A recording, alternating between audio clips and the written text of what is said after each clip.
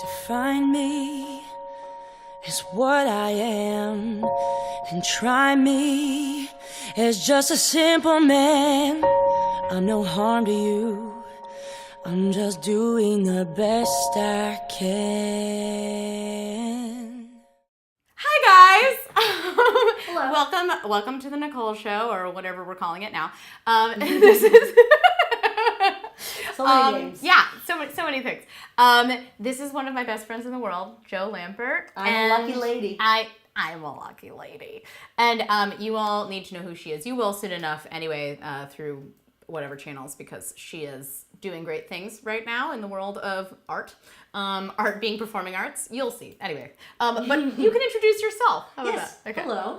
I'm Joe Lampert, also known as Joe Equality Lampert. Sometimes also read as Joe Quality Lampert, which I think is hilarious. Joe, J-O-E, quality. But you know what? We are quality. I kind of... quality. There is a laundromat in New York City that's called Joe Quality. Oh, really? And I was like, did I kind of subconsciously take it off of that? I might have. Anyway, I'm Nicole's best friend. That's one of my best titles. And I'm also a performer. Yeah, well, tell them what you've been doing as of late so they know a little bit. Okay, as of late, I have been performing. I was performing in a show that just ended before I came out here to LA called Joan of Arc, Into the Fire. I played Joan of Arc. It was a David Byrne rock operetta, which just meant that it was basically fully sung through. And it was the life and times of Joan of Arc. It was me and 10 men on stage singing, dancing, and being burned alive. Just me. No men. But no men being burned. At one But of the that's most the true prestigious historical- theaters in New York. You Yes, know, is it's that like the no public- big deal. Hey, Whatever, it's fine. It's a big deal! It's a really big deal. Also, she was in Vogue. It's fine. Like, I'm bragging for her, obviously. She's my manager, currently hired. Now and always. Yeah, it was at the Public Theater, which is downtown in New York. I don't know who all watches this and where people are from, but it's on Astor Place in Lafayette. It's a really cool meeting of East and West. Yeah. And it's an awesome institution. They do Shakespeare in the Park, which Nicole is an aficionado of because she's also a Shakespeare aficionado. So There we go. yeah. So that's Joe. We know each other from college. Speaking of. Yes, speaking of. Cheers, wine. Wine, yeah, cheers. I'll cheer with water. That's Okay. fine. Cheers. Eyes. So the reason that I wanted to have Joe on the show today, other than just, because I love her and she's in town and I'm really excited about it, is because Joe is queer. No. I am. I plead the fifth. No, Did the triangle tell you? Did the big triangle? Yeah, The, it was supposed to signify. Yes, Yes. this was, and also possibly The rainbow. and also the rainbow sheets. Shit. And production designer. new Oh credit, yes. The unicorn. Rainbow Dash. So from My Little Pony. Anyway, so I mean, and obviously a lot of you guys out there who watch my show are also queer or identify somewhere on that spectrum, and I think it is really important for us to all see and know people who are out and queer and doing wonderful things in the world and being awesome people. And so Joe is one of those people. That is a great segue into how we met. Queerness is definitely a part of it, even if I didn't know. So just that's gonna be my next question. Oh, But no. hold on. Okay, so we met in college. We actually met during orientation week at NYU. Joe lived across the hall from me, and it was just like, what do we even say? It was friends at first sight. It was totally friends at first sight. It was a soulmate ship, an immediate soulmate ship. Yeah. Yeah. I just there was no doubt. Yeah. And we're lucky that we've got to know each other for this long. Yeah. And I think forever now. Yeah. Yeah. And you were not out then, but I was out. And So strongly out. Very strongly out, but out in a way that I've never known, which is bisexual. I did not know, no one in my high school was like a proclaimed bisexual. There was one lesbian where that's what she called herself. And that was it. So this was a whole new territory. Yeah, I had like a lot of pictures of women on my dorm. And Ani DeFranco blasting as I it wafted into my room, and I sort of stumbled into this like bisexual haven, you're probably gonna ask this question, but only to find out as like girls kissing poster on the wall, Angelina Jolie on the wall, and this rainbow box that she pulls up, and I'm like, oh my god, what's inside the rainbow box? A picture of her then boyfriend. And I was like, what? My mind was completely blown at how someone could be so clearly comfortable in their I don't even think we used queer. Queerness. At the time. We didn't. Queer No. is like a thing that's really. I mean, I guess that shows our age. Yeah, I know. Sorry. But like, queer is definitely. She's younger than all of us. Oh, yeah. She's perpetually stays the same age. Mm-hmm. But yeah. Oh yeah, sure. But I stay the same height. I'm very short, so there is that. There is that. But no, we didn't. I was actually talking about this earlier today. How like queer was not a thing that we embraced the way that it is embraced now. It's such a beautiful thing that it's come around to that. I love identifying as queer. Me too. And Yeah. like it's so funny. I mean, even after college, that was not a word that I like fully even really understood necessarily what the connotations were, what that meant for me. The idea that queerness can be whatever that means to a person who considers themselves queer. Yes. That's very exciting. Yeah, the fact that it's become this like umbrella term, it was not that before. Yeah, it is an umbrella. And I remember that really offended my mother when I first, and we'll get there, but like I remember she was like, it didn't offend her, it just made her uncomfortable at all the things that were underneath the umbrella. She like Wikipedia'd it. And it was like trans, asexual, like questioning, gender non-conforming, and even I didn't know the definitions to all those words when I first presented the word queer, but she was just like overwhelmed by all that meant. All that meant could mean. And couldn't really figure out what that would mean that I would call myself that. Yeah, well, and you also, and this is part of like what I wanted to talk to you about, is like your queer story and your coming into all that was definitely not like a straight line the way that it is. Like it wasn't just like I realized this about myself and I'm coming out now. No, it was a bumpy road for a while. Totally. And I think that there are probably a lot of people who can relate to that because, you know, we all see these stories of somebody just like, oh, I realized it because of this, and this, and then I kept it a secret, but then I came out, and it was this whole thing, and now I'm who I am, and I don't think all of our stories work that way, and yours doesn't. So you want to elaborate a little bit on that? Yeah, I mean, for sure, it was unclear to me how to be in touch with my own sexuality, and actually, I like to differentiate this in my own mind because it took me a long time to figure out like why I called myself asexual for like most of my life, and honestly, in a way, and I don't ever say it now to be offensive, because now I realize that there are people that identify for their whole lives, some of them, as asexual. And I'm not trying to detract from myself as having felt that way, but I now realize that even might have been kind of a misguided term that I was using. Not because it wasn't true for me, but because I do think that is a sexuality in and of itself. And I think that what I was experiencing was, a self-repression, and it wasn't like a repression from queerness or gayness even, or it was a queerness from sexuality at large, being a sexual being. That was I'm still trying to work out what the delayed gratification was about. And I think I had a lot of extra energy, and I was very hyper, and very touchy-feely, and I bit I had a lot of like mouth stuff, like I would always like, I just wanted to bite things, but none of it was sexual as far as I was concerned. As far as you were concerned. Yeah. Meanwhile, the rest of us are like, Jo has sexuality coming out of her ears, and like she can't. Like it was like you would go to hug us and you'd hump us. Yes, which was like a real thing. We have plenty of those stories too, but we're not going into that. There's some that we don't need to talk about right now. But yeah, and like it was endearing. It wasn't that, but it was like, you know, she'd be like, I'm asexual, and we're like, I don't think you know what that means, because that's not what you are for sure. Like definitely, but yeah. No, it was part of me that I think related a lack of sexuality or a lack of acting on sexuality, like, and I mean sexuality, again, in this particular case, I mean it as being a sexual being sexually active, being intimate with other people. That's the version that I'm talking about right now of the word sexuality. Not being a part of that felt really special in a sense. I think I internalized some idea that it was unique, special, and yet also truthful, but to like not be a part of that. There was something related to innocence, and I was obsessed with this idea of innocence. Yeah, I remember that.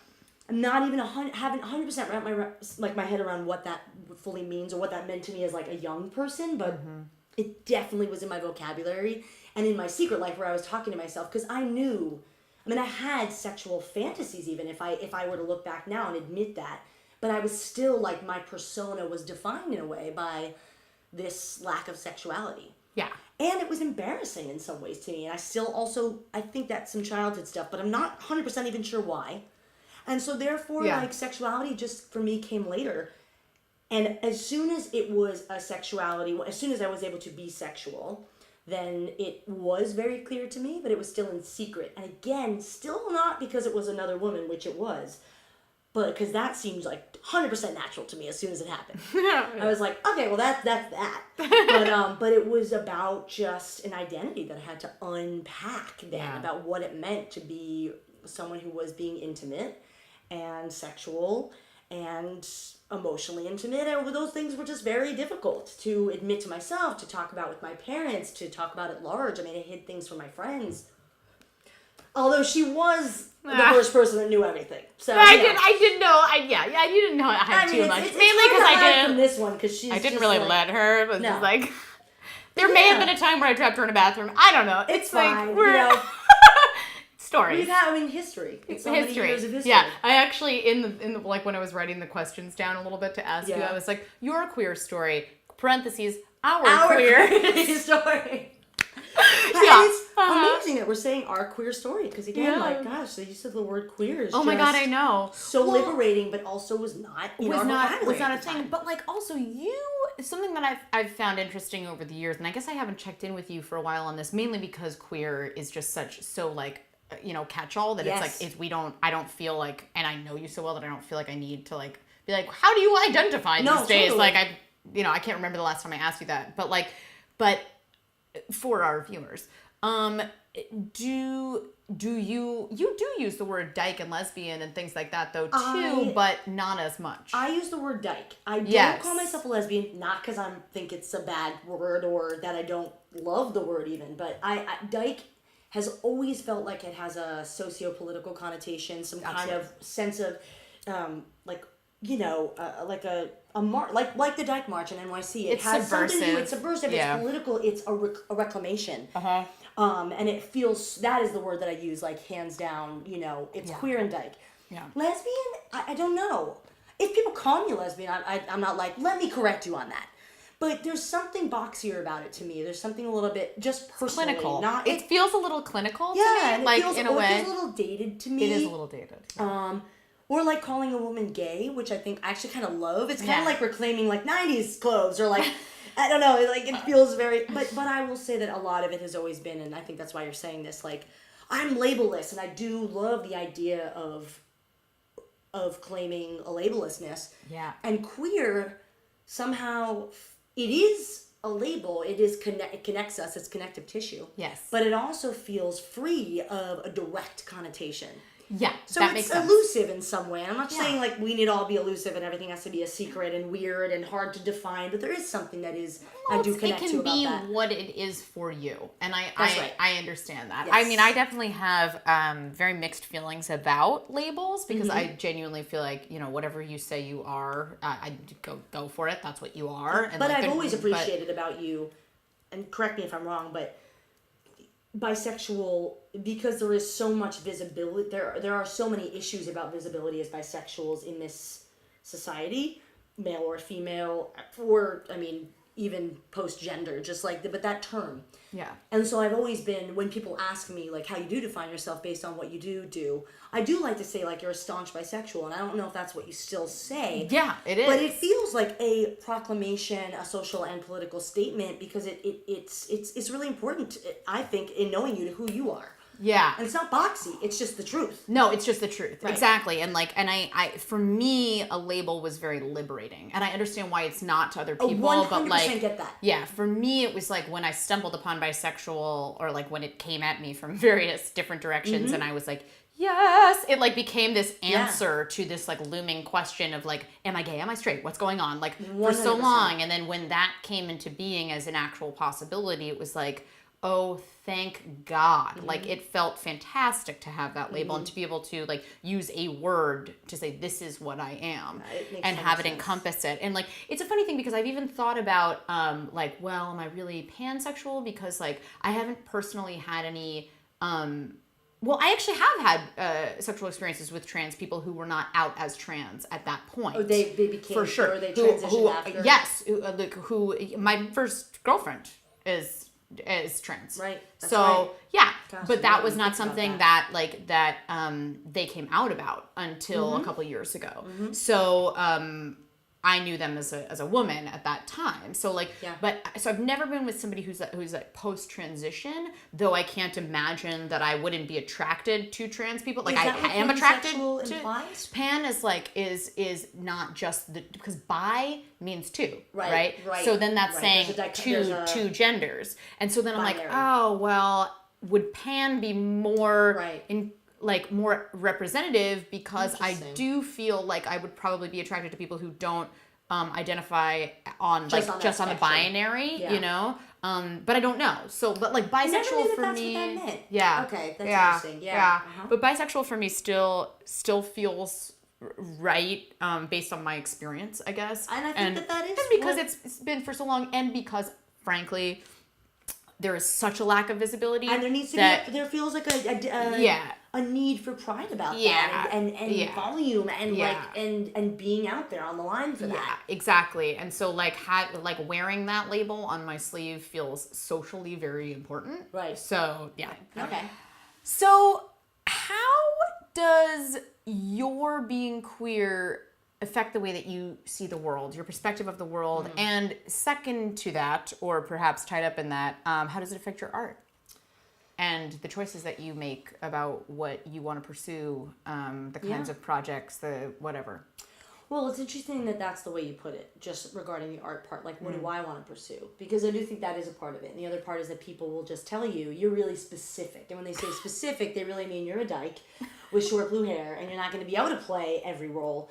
And I'm okay with that. And I think they're okay. I think in today's world, they're okay with it too. They're not trying to say so much. It's not a negative thing that's being told to you, but I think it is odd when we're talking about labellessness to then talk about wanting to be outside the box and knowing that how I present and who I am is not necessarily basically outside the box, but simultaneously there is a box of specificity. That means that I can't play necessarily the romantic lead ingenue in everything. However, in today's world, I think being queer affords you almost like it seems like if you know who you are and you feel confident about that and you're okay with that, which I think does take courage and time sometimes.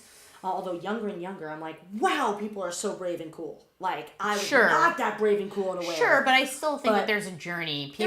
You figure out more and more about yourself and all that as you get older anyway. But yeah. But there is something to be said about the box of being outside the box, which means that you don't fit into all the boxes, but you're in a box of not fitting into the boxes, which I appreciate. Yeah, you're a niche. You're a niche, but you're a niche that's maybe, that can...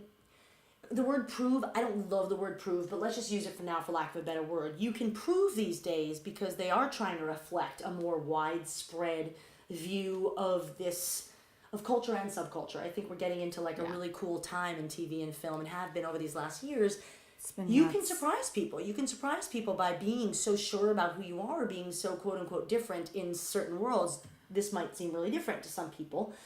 Maybe not in the queer circles of like friends that we have, but maybe in some rooms, some casting rooms. Sure. And it's cool to kind of feel like maybe they never thought of someone looking like this or being this way as a certain role, but now it feels like I can convince you, why not? Absolutely. And the content is reflecting a much more diverse swath 100%. Of people anyway. You know, like, yes. I mean, the thing that's most readily available in my mind as we talk about queerness is, of course, Orange is the New Black. Oh, I was thinking Transparent. But also Transparent. Yes. Of course, Transparent. Transparent for me also had a lot to do with Judaism. Yes, I just watching it, I was like, oh yeah, trans, queer.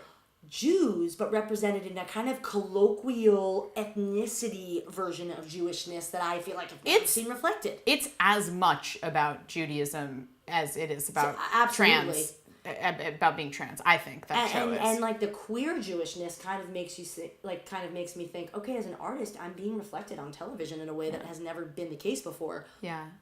Didn't know that could ever exist. Wouldn't even let myself go toward thinking about TV and film really as a medium. Partly because of fear, partly because I'd never felt included. Yeah. And now it feels like a sense of power and leadership and ownership. I feel like being queer has allowed me to look at... I kind of try to think that all things can be an opportunity. And it's whether or not the people who are across the table or who are looking at a tape, or whether it's theater or film, whether they can put themselves in this... this world where this could be the romantic lead ingenue. Yeah. Or I could be that person with short blue hair and sort of a more masculine energy, whatever that means. Yeah. Like, what's your favorite part about being queer? My favorite part about being queer, I feel like, well, it kind of has to do with what we were just talking about, which is the daily it's not intentional subversion and it's not intentional, but it's the daily feeling of walking around. This is a really interesting question, but yeah, I think it's the daily feeling that I walk around knowing that, okay, it's that thing, okay, that's what it is. It's the thing when you make eye contact with someone on the street they kind of know, or they think they know who you are, but it's like, it's not a secret, but it's like a connection because of the otherness, and therefore because they are other as well, you mean? Possibly, or that they just like, or they're intrigued, but mostly it's the connection with the other. Yeah. And it's this like, it's this eye contact, and I think what that is just this feeling of a sense of ownership over, I don't know, a narrative that might not fit inside of typical lines, and it feels thus like I don't know, like every day is both a challenge, but it's also, I don't know, there's like a feeling of like victory that I don't know, that I can walk around with. There's a long history that precedes me being able to be who I am and presenting who I am today. And that, I feel like I walk around with that, and there's this version of eye contact where somebody else knows exactly what that is. Yeah. And that is one of my favorite parts. And like, I do give my gal a little squeeze when I see other people who I think are dykes. Again, here's me boxing in other people, but I mean that. I know, I totally get it. I do the same thing. But there's like a community of that sense of communal, I don't know, fight, and also communal power in being, I don't know, just something that's not just in the mainstream. Yeah. Which is strange. You're right about TV. I mean, think about Modern Family. I mean, this is totally normalized a gay relationship. And I love that show. I've watched every episode 16 times. And I told her just today that I don't do that with shows often. I just love it. It's so fun and funny. It is cute. They're not a very sexual gay couple, though. No. They do not kiss and touch a lot. And they do not... That's still a bridge to be... Or a gap to be bridged. Like but are they normalizing a certain version of gayness? Sure, but it's also like... No, yes. They'll go this far and not that far, and that's it has to fit into its own network box, or whatever that is. I don't know if you knew this. You did, maybe. But a couple of years ago, I got cast on a pilot where I was where the lead was a famous actress who was playing a lesbian, and I was supposed to, in the pilot, be the girl that she kissed at the bar, like found and kissed, and it was going to be this like moment. I mean, she's out, but it's like it was gonna be a real moment. It was on a big network, and that's not something that network had really seen that way before. None of us are saying we know who this actor probably is, but we know. And so anyway, so it was this like whole thing, and as the week went on, so like in the process of a pilot, they'll change the draft of the pilot dramatically, even in the week leading up to that. So I was cast as this brought in as this thing, and then through the versions of the pilot, which changed every single day, given the network notes and things, the character became more and more buttoned up and afraid to do that. And they were like, maybe we'll save that for second season. And it became this and so what ended up happening with me is I ended up just basically becoming part of the background, which was not at all what I was brought in for, but it ended up being what it was. But what was interesting about that to me and disappointing was that you could just tell that they were playing it safe. And it was like, man...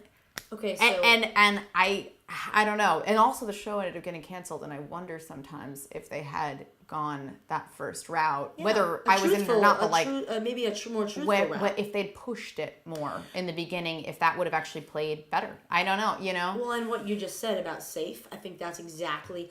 and I always want to say this treading lightly because I know it's not okay for everybody in this country even just to say, I feel safe being out and proud and queer and walking around making eye contact with other queers. But I do that thing that you said about what's like the coolest thing, and it's like, I don't mean the unsafe part that's like horrifying, like people getting harassed for being queer, but there's that unsafeness of knowing that there are things that people just, I don't know, people, that's very disappointing because I think that people don't really understand that if we were just to share that this is just a love is love is love, and I know it's not easy for everybody in real life, but there are these vehicles where it could have just been normalized. Well, and yeah, because if mean, you don't bat an eye at a straight kiss in a television show. You just don't. There's no, so it would be the fact that we like have to take pause and then like rewrite an entire character arc based on that is like it's, and that wasn't that many years ago. So like, you know, it was pretty recent. So we've still got places to go. But anyway, I know we kind of should wrap this up. But so sad. I love doing this. Well, we'll keep talking. It's fine.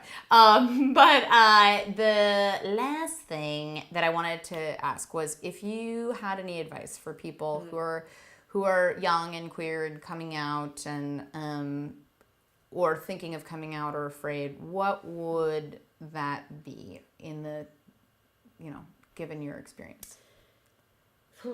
Well, first of all, that everybody's experience is different. And so it doesn't have to look like anybody else's experience. Like Nicole said, I didn't come out. I didn't tell people I am this. I fell in love with the first woman that I fell in love with, and that is how I sort of presented my coming out story. It was just that this is who it was. That being said, though, it also can look like somebody's that you know, and you can take the lead from others, and I think that that's okay too. I feel like basically it's a kind of anything goes thing. I think it's okay for you to work on and by your comfort level, and also that I know that not everybody that's watching and tuning into this might be in a place where it's safe to even do this. And I know this keeps coming up just because I want to always remember that we are very lucky being in LA and in New York, and but that being said, hopefully you can find, even if it's in your own bedroom, even if it's while you're watching this or watching Transparent or, hey, watching Friends, whatever you're watching. Or go back and watch Queer as Folk because it's really good. I mean, best Queer as show Folk is like of that time so period. good. But I feel like finding inner pride. That's the thing. Yeah. It's about finding an inner pride, and I think that can mean as much as screaming it out loud. And I don't think it has. Honestly, I think, of course, that I wish that people could feel like they could come out and it was a non-issue. But for the general population, when it's not the case, I think finding inner pride is so important. Just pride in yourself. Whatever you define yourself as or don't define yourself as, or whatever label feels like it fits, and that's great if it does or doesn't fit, and then you define and make and sew your own glove to put your hand into. Like, it's that inner sense of self. Like, I had to come to terms for myself, as we talked about in the beginning of this, with what it meant to be a sexual being and being proud of being a part of not even a dyke or a queer culture, but just a culture where people were sharing intimacy. And it didn't take, nobody could tell me what I should feel about that. That came from within myself. Of course. And I think that inner sense of pride is that secret and that open, screaming, fierce thing that we feel. And I think that it's so important that you mind that relationship with oneself, that we take pride in our self-pride. Yeah, it's gotta come first inside, right? And then like come join us at the parades because they're super fun. Oh my God, Dyke March should be a holiday. Joe is basically like the mayor of Gay Pride New York. I like to call myself the unicorn of the Dyke March. Last year I had balloons that said Dykes Unite, and there were many people that wanted one. I'll repost those if you post them this year. I know Joe's actually not on social media right now, but I will link to a couple of her videos on YouTube of her gorgeous voice. I'm not going to put her on the spot right now and make her sing, but good Lord, no, because I know she wouldn't appreciate that. But you should check out her voice because it's ridiculous. And just know that you'll be seeing a lot more of Joe, and you're probably really happy about that because she's awesome. And I'm so honored that I was able to be here. You're really special. You who is watching this, you're very special. I tell them that all the time. You're very special. You should know it. And different and singular. Yes. Yeah. I love you. I love you.